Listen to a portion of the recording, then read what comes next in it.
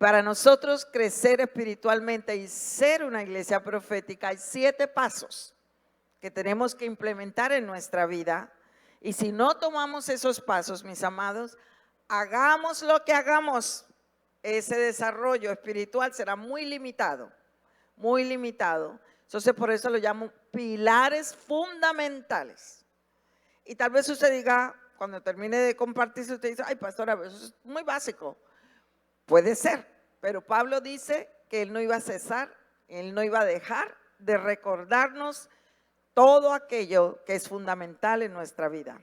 Entonces, voy a darle estos pasos, estos pilares que son tan importantes en nuestro desarrollo espiritual. Primero es, aprenda a olvidar. El primer paso es aprender a olvidar. Diga conmigo, aprender a olvidar. Ok, muy bien. Filipenses 3, 13 y 14 dice, no, amados hermanos, no lo he logrado, pero me concentro únicamente en esto. Olvido el pasado y fijo la mirada en lo que tengo por delante y así avanzo hasta llegar al final de la carrera para recibir el premio celestial al cual Dios nos llama por medio de Cristo Jesús. Entonces, para crecer, de acuerdo a lo que Pablo sugiere en estos versículos, él dice, yo no lo he logrado, no he llegado todavía, sigo avanzando hacia la meta. Entonces, Pablo decía, tenemos que tener una actitud en que nosotros sabemos y nos damos cuenta que no lo sabemos todo, que no lo hemos alcanzado, que todavía nos falta algo, porque necesitamos conocer más al Señor. Y hemos descubierto que entre más crecemos en el Señor y aprendemos sobre Él, más nos daremos cuenta de lo poco que sabemos. Entonces, antes de avanzar a la meta del premio del supremo llamamiento de Dios en Cristo Jesús, tenemos que dar ese paso, ese primer paso, que es olvidar lo que queda atrás. Entonces, mis amados, tenemos que pensar en esto.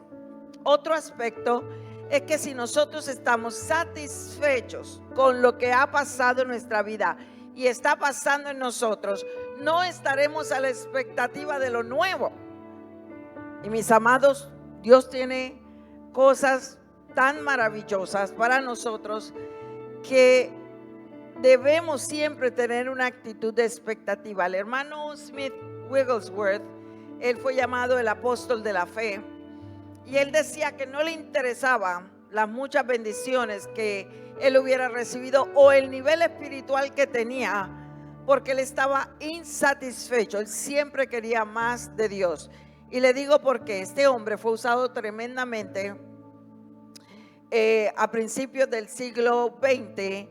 Era un hombre que había conocido a Dios de tal manera que él lo llamaban para orar personas que habían fallecido. Él llegaba a orar, ordenaba que el espíritu volviera a esos cuerpos y Dios lo usaba resucitando personas.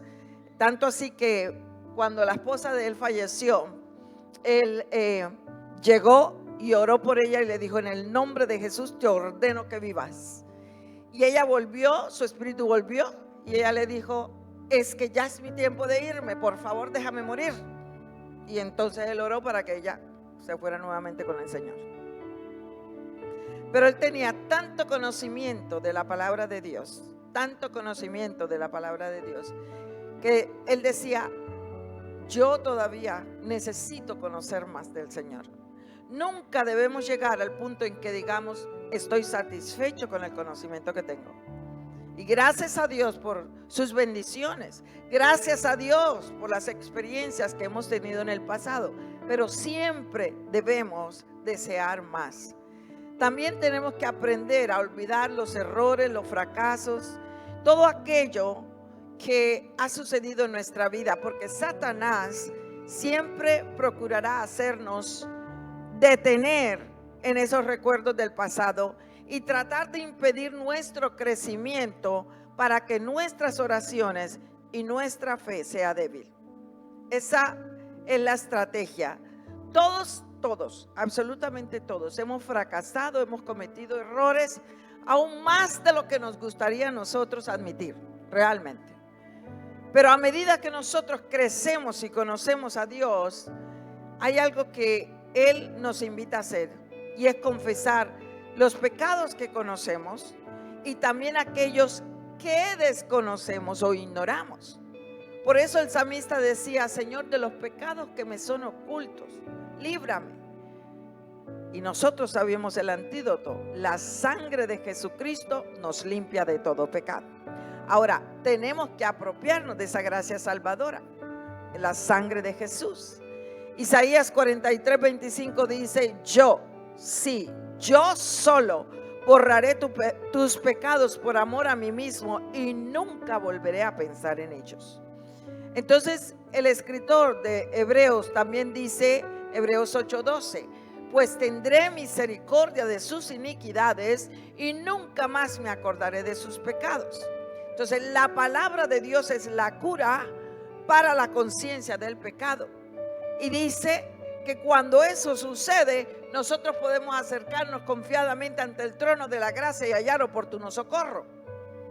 Entonces Juan le estaba diciendo a la iglesia: hermanos, si confesamos nuestros pecados, Él es fiel y justo para perdonar nuestros pecados y limpiarnos de toda maldad. Entonces Dios no quiere que pequemos, pero si lo hacemos, Jesucristo es nuestro abogado ante el Padre para defender nuestro caso. Entonces primera de Juan capítulo 2 versículos 1 y 2 dice: hijitos míos, estas cosas os escribo para que no pequéis. Y si alguno hubiera pecado, abogado tenemos para con el Padre, a Jesucristo el justo, y Él es la propiciación por nuestros pecados, y no solo por los nuestros, sino también por los de todo el mundo. Entonces está diciendo: Jesús es la expiación de nuestros pecados. Unimos estos versículos, estas promesas.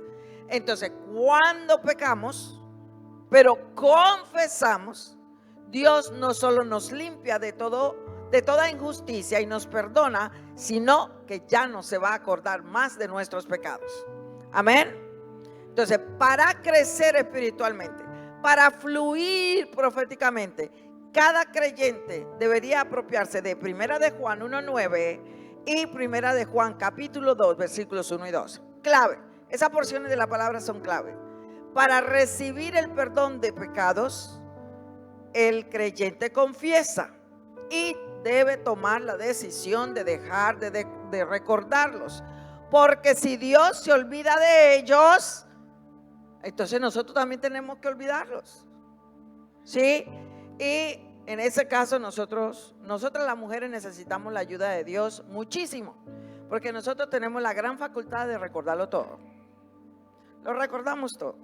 Entonces les decía a los hermanos que habían dos hermanos que estaban afuera hablando de la iglesia.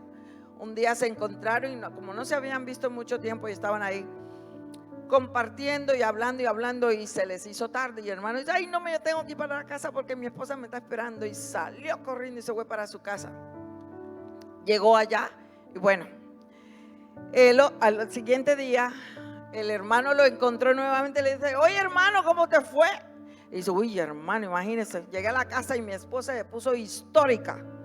Digo: no, seguro que se puso histérica. Y me dijo: no, fue histórica, eso me echó en cara todo desde que nos casamos. Entonces tenemos una gran facultad nosotras, y realmente necesitamos la ayuda de Dios, que Dios nos ayude para que podamos desligarnos del pasado, porque esto limitará nuestro progreso espiritual, evitará que su fe y sus oraciones funcionen. Aún más, puede impedirle sanidad en su cuerpo, puede impedirle sanidad para su cuerpo y otras bendiciones que Dios quiere darle. Entonces tenemos que aplicar este pilar. Segundo, debemos aprender a perdonar. Esto es lo más básico de la vida cristiana. Sin embargo, nos cuesta muchísimo. Efesios 4:32 dice: por el contrario, sean amables unos con otros, sean de buen corazón y perdónense unos a otros, tal como Dios los ha perdonado a ustedes por medio de Cristo. Porque es fácil ser amables con la gente amable. Es fácil ser tiernos con los que son tiernos con nosotros. Pero si alguien nos trata mal o nos mira mal, hermano, eso es un problema. Entonces, la Biblia nos dice que nosotros tenemos que ser bondadosos unos con otros y perdonarnos, así como Dios nos perdonó. Ahora, ¿cómo perdona a Dios? Isaías lo dice, capítulo 43, versículo 25. Borraré tus transgresiones y no me acordaré más de tus pecados. Perdonar como Dios perdona significa que usted no recuerda el mal que otros le hayan hecho. Entonces es un mito que usted diga, yo perdono pero no olvido. Mis amados, eso no es bíblico. Eso tal vez es un refrán santanderiano, pero eso no es bíblico. Hay muchos cristianos enfermos y permanecen enfermos porque no han aplicado ese versículo a sus vidas.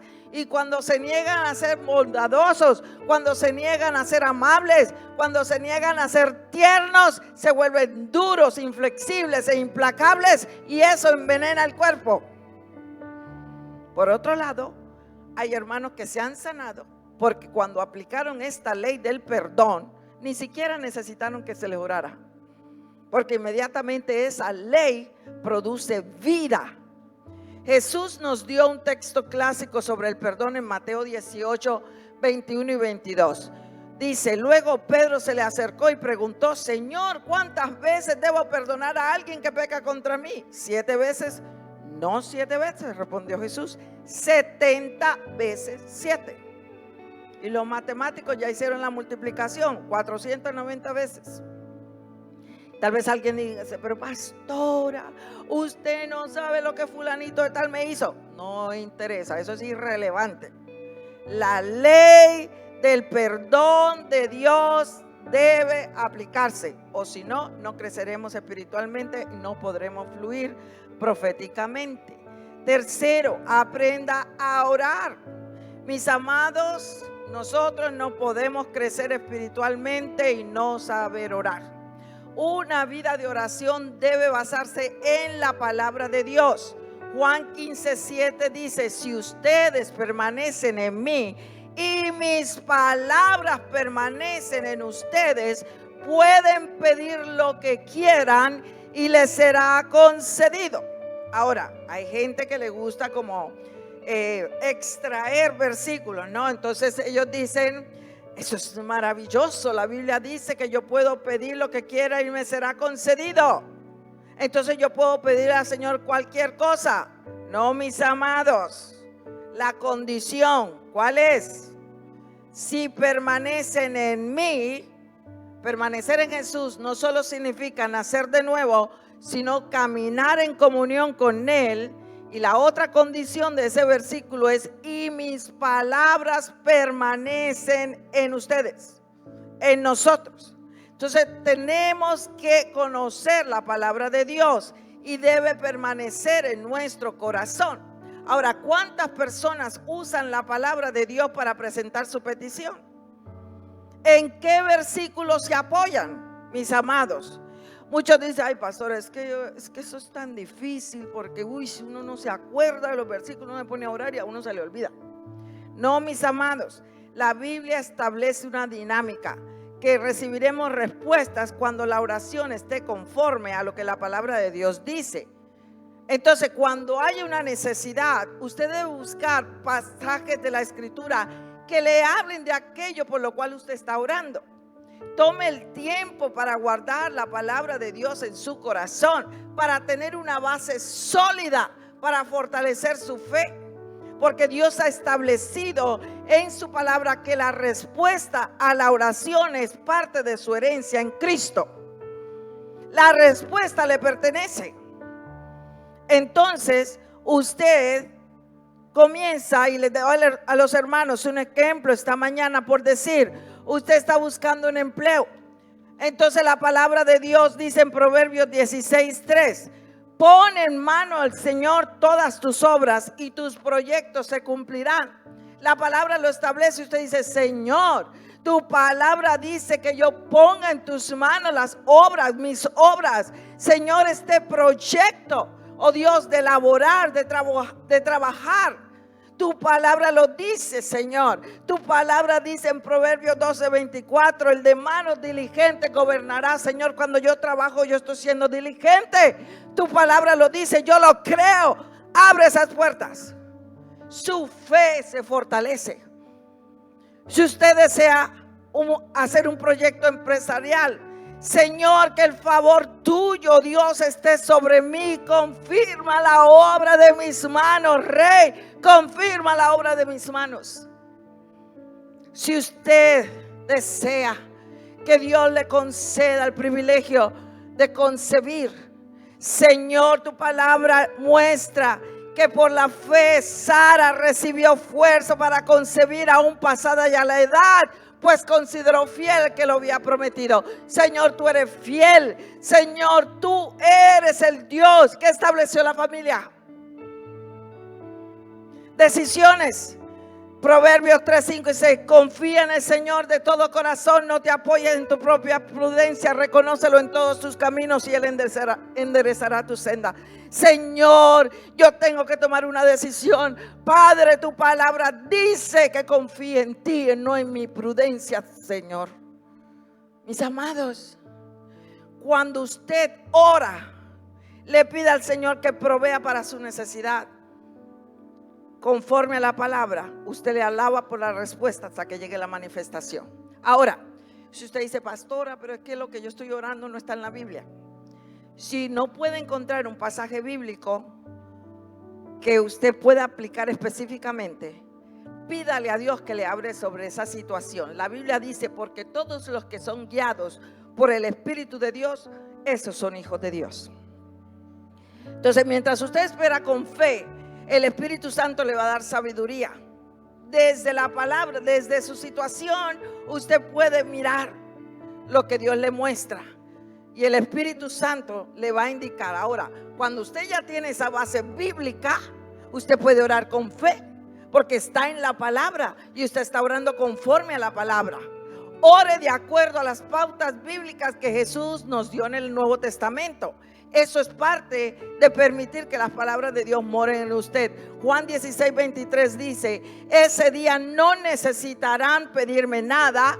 Les digo la verdad, le pedirán al Padre en mi nombre y Él les concederá la petición porque piden en mi nombre. No lo han hecho antes. Pidan en mi nombre y recibirán y tendrán alegría en abundancia. Entonces, oren al Padre en el nombre de Jesús. Ese es el orden divino que el Señor estableció. Entonces, si yo construyo mi vida de oración sobre la palabra, voy a crecer espiritualmente. Cuarto, debo aprender a creer. Mis amados, esto está relacionado con la oración. La oración de fe no va a funcionar a menos que yo crea. Ahora, ¿cómo creo?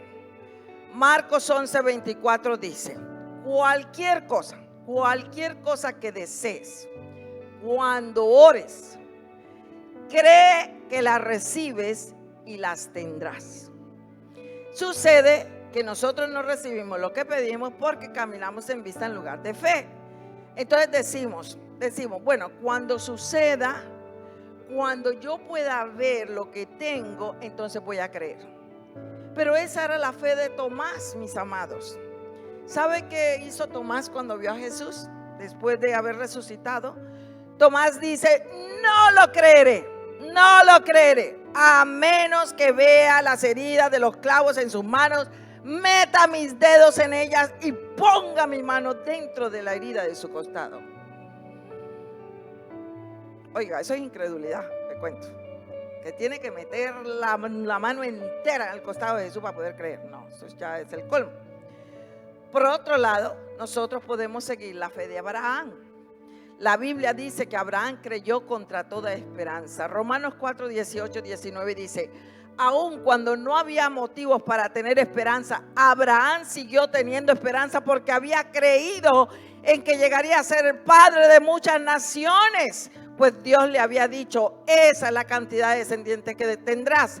Y la fe de Abraham no se debilitó, a pesar de que él reconocía que por tener unos 100 años de edad, su cuerpo ya estaba muy anciano para tener hijos, igual que el vientre de Sara. Abraham no le prestó atención que tenía 100 años. Él no consideró eso. Él creía que había recibido la promesa mucho antes de que él viera la realidad de que Dios le diera un hijo. Él creyó. La Biblia dice que cuando ore, crea que recibe y lo tendrá. Y eso es lo más difícil. Eso es lo más difícil de hacer. Porque la mayoría quiere tener la respuesta primero y luego creer. Incluso personas nacidas de nuevo, llenas del Espíritu, consagradas en un ministerio, con mucha trayectoria en el Evangelio, a veces no están motivadas por la fe bíblica, es decir, no creen las promesas de Dios. Y Jesús dice: todo lo que pidáis orando, creed que lo recibiréis y os vendrá. Fe es creer la palabra de Dios en su corazón. Eso fue lo que Jesús dijo. Cualquier persona que no dude en su corazón, sino que crea, aquello que dice sucederá, aquello que dice lo tendrá. Entonces, ¿dónde hay que creer? En el corazón. Ahora, su mente, si no ha sido renovada lo suficiente en la palabra de Dios, sus pensamientos van a tratar de mantenerle en lo natural. En lo natural. Miren, mis amados, cuando nosotros nos dispusimos ya hace 2 años, cuando nos dispusimos a bendecir a Barranca Bermeja, comenzamos sin un peso, la iglesia estaba cerrada, pero Dios nos impulsó a creerle y comenzamos con 10, con 15, con 20 mercados, y así fuimos incrementando hasta que llegamos a un momento donde dijimos: vamos a dar 5,000 mercados. Y los hermanos decían en la multiplicación: mira, pastora, la calculadora ahí dice que son 250 millones de pesos que vamos a necesitar. Pero ¿qué son 250 millones de pesos cuando Dios multiplica todo? Viene la hora, y ahora es, en que los verdaderos adoradores adorarán al Padre en espíritu y en verdad, porque el Padre busca tales que le adoren. Dios es espíritu, y los que le adoran en espíritu y en verdad es necesario que le adoren. Bajo el antiguo pacto se tenía que tener un lugar, ¿no? Y nosotros conocemos que era el lugar santísimo en el templo, donde la presencia de Dios estaba. Pero bajo el nuevo pacto, el Señor habita en nosotros. Nuestros cuerpos se han convertido en templo del Espíritu Santo. Así que aprende a adorar a Dios con su espíritu, no de manera ritual, sino con sus facultades. El Señor nos permite adorarlo en espíritu y en verdad, porque el Espíritu Santo habita en nosotros. Además, nos has dado el gran privilegio que nosotros podemos comunicarnos por un medio sobrenatural cuando usamos la lengua del Espíritu. Pablo en 1 Corintios 14:2 dice: porque el que habla en lengua desconocida no habla a los hombres, sino a Dios, porque nadie le entiende, mas el Espíritu habla misterios. Otra traducción dice: está hablando secretos divinos en el Espíritu. Entonces necesitamos tiempos de oración a solas con Dios, no solamente orando en nuestra lengua espiritual, sino también en español. Ahora, nosotros en español podemos usar palabras muy bonitas, podemos adornar la oración, pero estas no van a ser suficientes. Porque cuando yo comienzo a tener comunión con el Señor en ese lenguaje sobrenatural, mi corazón comienza a encontrar satisfacción, revelación llega, y la conexión es así, es prácticamente a la velocidad de la luz. El Espíritu de Dios se comunica con mi espíritu y nos conectamos por medio de esa lengua sobrenatural. Y si su espíritu está en contacto directo con el Padre de los espíritus, con el Padre de nuestro Señor Jesucristo, su espíritu es capaz de expresar los sentimientos y los pensamientos más profundos, porque Dios trae esa revelación. Entonces debemos tomar el tiempo para adorar a Dios. Eso nos ayudará a crecer y a fluir. Sexto, debe aprender a dar. Este es un secreto, mis amados, y la iglesia realmente necesita una revisión general en este tema para evitar extremos. Algunas personas solo dan porque tienen el deber y la obligación. Mis amados, pero si esa es la única motivación para la extensión del reino de los cielos, se pierde la bendición que Dios quiere derramar sobre sus vidas. ¿Por qué le damos al Señor? Porque lo amamos, porque es una manera de expresar adoración y porque reconozco que Él es mi proveedor. Todo creyente necesita aprender a dar, pero con fe, mis amados. La Biblia dice que Dios ama ¿a quién? Al dador alegre.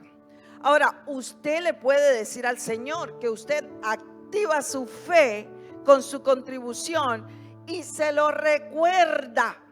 La Biblia dice: dad y se os dará, medida buena, apretada, remecida y rebosante darán en vuestro regazo, porque con la misma medida con que medís os será medido.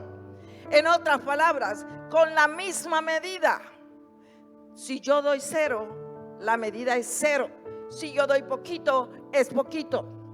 Si yo doy nada, es nada. O sea, no hay otra manera. Si yo no siembro, no cosecho. Esa es la ley natural. Entonces, mis amados, podemos irnos a los extremos y nosotros por eso necesitamos conocer la palabra. Una persona puede irse al extremo y dar egoístamente solamente porque quiere obtener algo a cambio. No va a recibir bendición. Algunas personas escuchan a un predicador que dice: no, pero es que Dios me dio muchas cosas cuando yo ofrendé. Entonces el creyente dice: pero si Dios le dio a él, entonces yo también doy para recibir. Mis amados, esa no es la manera. Esa no es la manera. Porque muchos piensan que si siembran, Dios tiene la obligación de darle algo así. No, la motivación del dador en esa instancia es incorrecta, es egoísmo. Y se está basando en la experiencia de otra persona. Nosotros tenemos que examinar nuestro corazón y evaluar nuestra motivación. Usted puede hacer lo correcto con la motivación incorrecta y no recibir resultados buenos. Dios cumple su palabra y Él le bendecirá siempre y cuando nosotros le obedezcamos. Entonces necesitamos equilibrio. Si mantenemos nuestra motivación pura y damos de acuerdo con la palabra, dirigidos por el Espíritu Santo, seremos bendecidos y creceremos en nuestro caminar. Porque el corazón generoso y obediente abre la puerta del crecimiento espiritual. Séptimo, aprenda a testificar. Mis amados, Jesús declaró que los creyentes debían recibir el bautismo del Espíritu Santo para que pudieran llegar a ser testigos de Él. Y ese fue uno de los propósitos de la investidura. Esa investidura de poder desde lo alto. Hechos 1:8, usted se lo sabe. Pero recibiréis poder cuando haya venido sobre vosotros el Espíritu Santo y me seréis ¿qué? ¿Qué? ¿Me seréis qué? Testigos. Mis amados, a eso hemos sido llamados. A dar testimonio. Que la gente cuando nos vea diga: esa persona tiene algo, porque vive una vida entregada al Señor. Ahora hay un antiguo proverbio que dice: lo que eres habla tan fuerte que no puedo oír lo que dices. En otras palabras, mi vida tiene que dar testimonio y debemos ser guiados por el Espíritu Santo.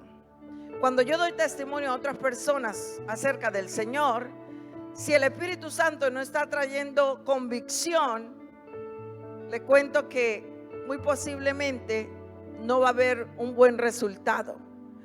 El Señor sabe quién está abierto al Evangelio y quién no. Y nosotros debemos esperar su dirección. Debemos esperar que Él nos guíe. Pero la mejor herramienta de testimonio es una vida que se vive para el Señor. Debemos aprender a dar testimonio con nuestra vida. Ahora, estos 7 pilares fundamentales deben estar presentes en nuestra vida. ¿Por qué? Porque es lo que se necesita para poder pelear la buena batalla de fe. Entonces, menciónelos conmigo. Los pilares son: olvidando lo que queda atrás, dígalo conmigo, perdonando, orando, creyendo, adorando, dando y testificando. Ahora, usted y yo hemos sido llamados a pelear la buena batalla de fe, a echar mano de la vida eterna y a manifestar nuestra fe delante de muchos testigos. ¿Ok? Entonces, ¿cuál es la condición? La única batalla que pelean los creyentes es la buena batalla de la fe. La buena batalla de la fe. Ahora, si usted escucha a un cristiano que diga: no, hermana, es que yo estoy luchando contra el diablo. Yo no sé por qué querría hacer eso, porque Jesús ya lo derrotó en la cruz del Calvario. Ahora tenemos que apropiarnos de la victoria. Si una persona dice: no, hermana, es que yo lucho contra el pecado. ¿Por qué podría hacer eso? Cuando Cristo venció en la cruz del Calvario, Él derramó su sangre preciosa, perdonó nuestros pecados, y nosotros que tenemos que apropiarnos de ese perdón. Entonces, mis amados, nosotros necesitamos entender que cuando estamos batallando esta batalla, pelear la buena batalla de fe, lo que sucede es lo siguiente: a cada creyente se le ha dado una medida de fe. Algunos creyentes dicen: hermano, es que a mí me falta fe, me falta fe. No es que no tengan fe, es que no han desarrollado o no han liberado su fe. Y si un creyente no desarrolla su medida de fe, su fe será débil. Y la fe débil es causada por la falta de conocimiento de la palabra de Dios. La fe viene por el oír, y el oír por la palabra de Dios. Entonces, la única manera de aumentar la fe es a través de la palabra. Si usted toma tiempo para alimentarse, su fe va a crecer. La falta de fe, la falta de conocimiento de la palabra le mantendrá en esclavitud y no podrá actuar según la palabra de Dios. Entonces, la fe crecerá de acuerdo a su comprensión de la palabra de Dios. Si su fe no crece, es porque su comprensión de la palabra de Dios tampoco ha crecido.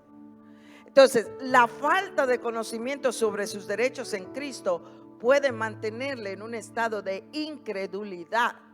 Entonces, es necesario alimentarnos de la palabra para pelear la buena batalla de fe. Ahora, eso quiere decir que usted tiene enemigos de su fe, y usted necesita discernir cuáles son esos enemigos, esos obstáculos que vienen contra usted.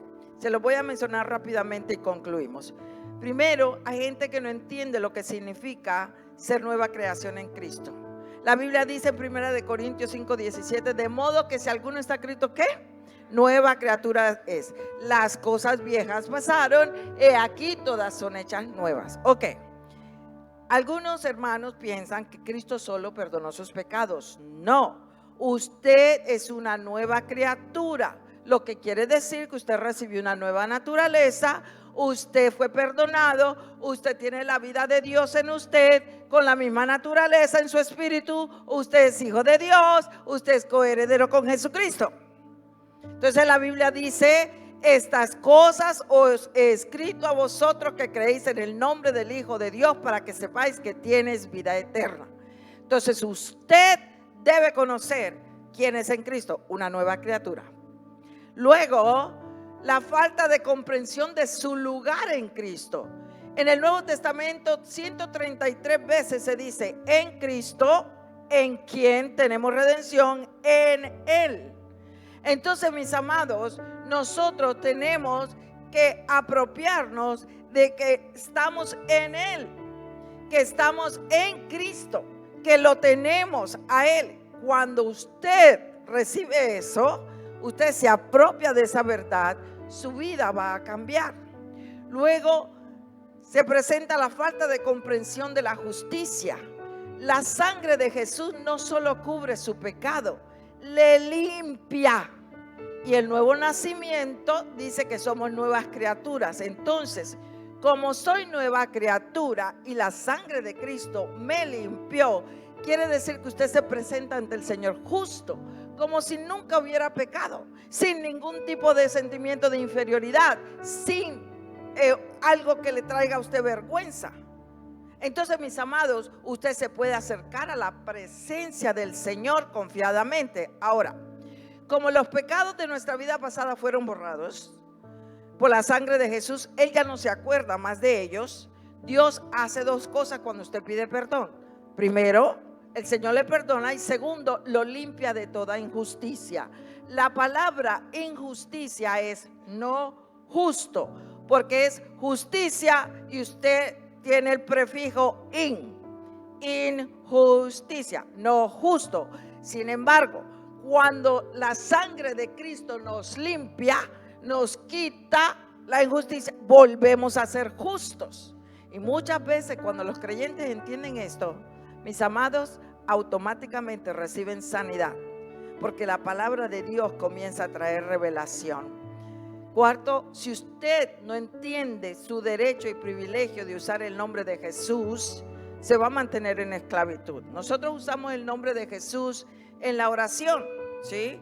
En el nombre de Jesús. La Biblia dice, ese día no necesitarán pedirme nada. Les digo la verdad, le pedirán directamente al Padre y Él les concederá la petición porque piden en mi nombre. No lo han hecho antes. Pidan en mi nombre y recibirán y tendrán alegría en abundancia. Sin embargo, usted puede usar el nombre de Jesús donde quiera que la palabra indique que podemos hacerlo.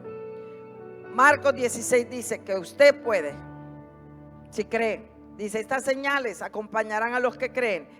Expulsarán demonios en mi nombre, hablarán nuevos idiomas, podrán tomar serpientes en las manos sin que nada les pase, y si beben algo venenoso no les hará daño. Pondrán sus manos sobre los enfermos y ellos sanarán. En el nombre de Jesucristo de Nazaret. La falta de comprensión de cómo actuar según la palabra. Tenemos que aprender la palabra de Dios y declararla para que se convierta en realidad. Y por último, tiene que aferrarse a su confesión de fe. La verdad es que su fe va a la par de su confesión. Hebreos 4:14 dice, por lo tanto, ya que tenemos un gran sumo sacerdote que entró en el cielo, Jesús, el Hijo de Dios, aferrémonos a lo que creemos. Romanos 10:10. Pues es por creer en tu corazón que eres hecho justo a los ojos de Dios, y es por declarar abiertamente tu fe que eres salvo. Marcos 11. Les digo la verdad, ustedes pueden decirle a esta montaña, levántate y échate al mar, y sucederá, pero deben creer de verdad que ocurrirá y no tener ninguna duda en el corazón. La fe se mide por nuestra confesión. Mis amados, esto es tan necesario, estos pilares, para que podamos ser las personas que Dios nos ha llamado a ser. Y yo le digo, el Espíritu está llamando a la iglesia para que aplique estas verdades a su vida, y usted dará mucho fruto para la honra y gloria de Dios. Seamos esa iglesia poderosa, seamos esa iglesia valiente, seamos esa iglesia esforzada en crecer y conocer al Señor.